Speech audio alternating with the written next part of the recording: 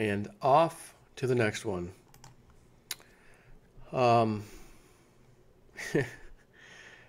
It's amazing. You know, I'll do a video talking about the banks or the auto loans and how this, they're creating not only the subprime lenders, but the car companies. I gave you my own example. My wife, who does not have a job, hasn't had a job since our kids were like babies. They're 11 now, the twins, and Ashley's 8. I'm the breadwinner of the family. That's how we wanted to do things here, both of us. She homeschools, she stays home, etc. But she doesn't have a job. But she has great credit. How the hell does she get 2 vehicles now, different time periods, but the last van and the new van, without a job? How? Everybody's approved. Just say that you make this amount and sign here. Your credit's so good, it doesn't matter. We don't even have to look into it. We'll just say you make, how much does your husband make? We'll put that down. Okay. Done. Got the car. Oh, second time, same thing. So are you about to be shocked by this headline or not? Biggest subprime auto lender skipped income verification.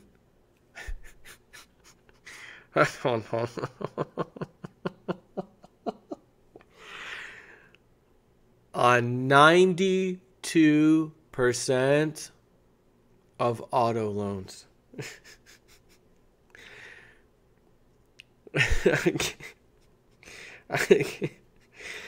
Listen, I know the stuff I read you. You could. My old nickname was Dr. Doom, way back. But even if I put the Dr. Doom cap back on my head, if I actually had one, it would not have guessed that 92% of the loans created, auto loans, from the biggest subprime auto lender was actually taking place. So this isn't the biggest auto lender. This is the biggest subprime. In other words, if I was the biggest auto lender but not subprime, right? And again, subprime means your credit score is horrible, below the normal, below where we should ever loan you anything. You are subprime. Therefore, you're the ones we should really be doing income verification on. You're the worst. You have the worst, or really the best, possibility of defaulting. You have the highest possibility of defaulting because you are subprime as is. Therefore, we should really do our due diligence with you guys. Nope. Everybody's approved. Be sitting behind the wheel Sunday. Be sitting behind the wheel before 10 a.m. and you'll get $10,000 off this brand new Nissan Leaf. I got a Leaf. Nissan Leaf.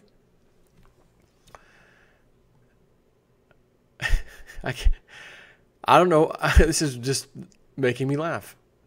Like I see the headline. It's not fake. It's from Zero Hedge. It's not a joke. But I can't help everything in my body is telling me this is fake.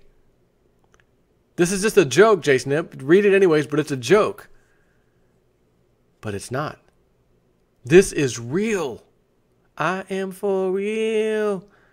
We first introduced readers to the new century of auto finance, aka Santander Consumer USA. Remember that one?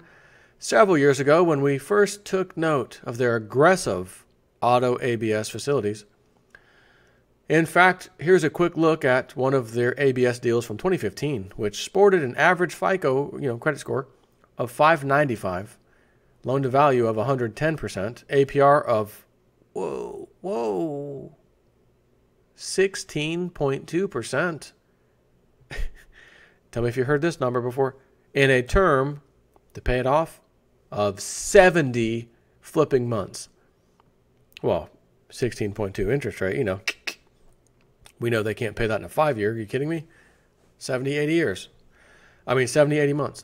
Santander is the largest subprime auto lender in the country. With more than $15 billion in outstanding loans to unqualified buyers. Hey, how do you think this is going to end, folks? How do you think it's going to end? Not surprisingly, the company also dominates the subprime auto ABS space, accounting for a disproportionate share of year-to-date issuance. We noted that Santander's first deal of 2015 carried an average FICO rating of 595 for credit score and an average APR of 16.2%. Again, an average term of 70 months. And if that isn't enough evidence to convince you that today's auto sales are nothing more than another subprime debt-fueled bubble, then perhaps you should also take note of today's Bloomberg article that also highlights the fact that Santander USA apparently only took the time to verify income on roughly 8%, of the loans they subsequently dumped into ABS facilities and sold off to pension and insurance companies. Oh, God. I'm sorry if you have a pension. I'm sorry. I'm laughing. I'm not laughing at you. And I've read a lot of these kind of articles and things lately. And I'm, pretty serious about it. I'm not really laughing and joking around like that. This is so bad. It's kind of like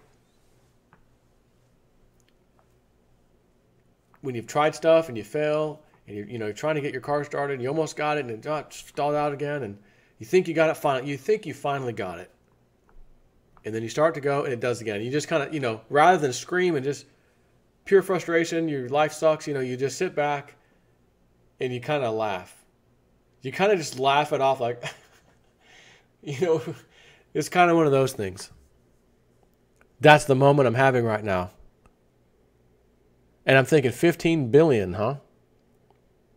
They only checked their income on 8% and sold off to pension and insurance companies. The pension funds are how unfunded these days? And how many of those pension companies, the ones that handle them, cook the books because they think we're going to get 8% a year and that's what we expect. So we just say here's what we got on paper as far as assets, but we haven't been getting 8%. So really what we have as assets is horrible. Precious metals and cryptocurrencies. Again, I'll say it for the millionth time. If you ever, especially in recent times, get a note, a letter, a call, anything from somebody that says, hey, we're from your pension fund, or, there's going to be some problems, essentially, we'd like to just settle with you now, pay you a lump sum. It's going to be a big hit you're going to take, but we'd like to pay you off. Listen to me very carefully. You take that offer and you run as fast as you can. Like the gingerbread man, run fast as you can. Can't catch you, you're the gingerbread man, and you're going to deposit that check or whatever the hell it is as fast as humanly possible. And then you're going to take that money, since you got a haircut on the amount, you are going to go buy some precious metals, and maybe, if you're up to it, some Bitcoin, some Ethereum. Okay? And then what that turd lost all those years that you're furious about, precious metals, and especially recently Bitcoin and cryptocurrencies, are going to more than make up for. And you're not going to be upset at all when everybody is killing people, beating up hedge fund managers, pension managers. Well, as Cliff High said in the web reports, you're going to see gray-haired, white-haired people standing in lines, basically riding as old people, trying to break the doors down of the unemployment office and everything else. And another video I need to do, allegedly, well, actually, I didn't decide to do the video, but I'll mention it now. Trump's plan, big cutback on welfare. 25% cut over the next 10 years, allegedly. One of his plans. And something else was being, food stamps. So, what was it? It was food. Wait a minute.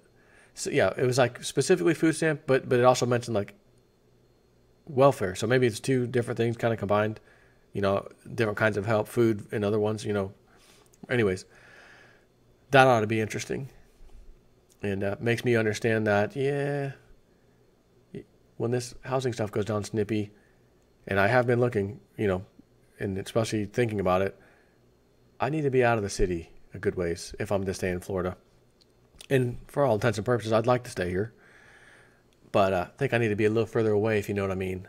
Because I don't think this is going to end well for a lot of people. I don't want to be in the city. But, anyways, Santander Consumer USA Holdings, Inc., one of the biggest subprime auto finance companies, verified an income on just 8% of borrowers whose loans it recently bundled into bonds, according to Moody's Investor Service. So Moody's, Are you massively downgrading these or not? I mean, the low level of due diligence on applicants compared with 64% for loans in a recent securitization sold by General Motors Financial Co.'s AmeriCredit unit. The lack of checks may be one factor in explaining higher loan losses experienced by Santander consumer and bond deals that it has sold in recent years, Moody's analysts Jody Shin and Nick Monzillo wrote in a May 17th report, which reviewed data required of asset-backed bond issuers that recently been made available.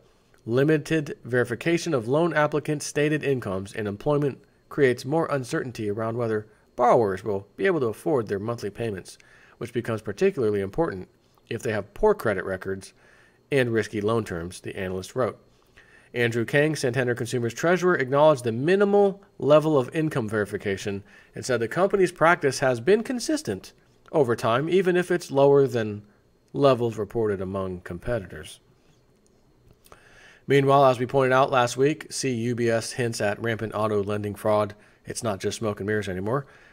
This news comes just as there is a growing concern among auto ABS investors that consumers, auto dealers, and/or banks have been going beyond simply relaxing underwriting standards and have instead been forced to commit outright fraud in order to attract that incremental auto volume growth. As UBS strategist Matthew Mish told Bloomberg, something is definitely going on under the hood. It's not just smoke and mirrors anymore. You don't say. So hold on, let me I gotta stop for a second. Wait a minute. We already have a massive glut of used cars coming on the market.